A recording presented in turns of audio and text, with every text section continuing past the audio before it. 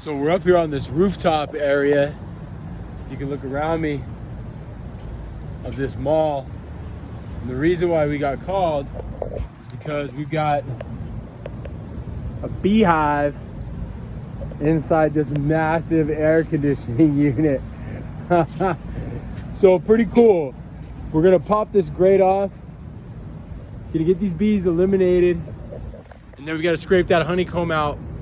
Because the problem is the AC unit went down and the guys obviously can't work on it until we get the bees out of here. So I love these type of jobs because it's a full team effort.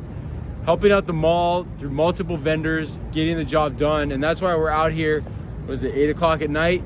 This just got reported into us today at about 3. Now we're out here to get this done so that the AC guys can get in here tomorrow so we can keep this facility running good. Love it. Teamwork makes the dream work, baby. Let's get these guys squared out of here.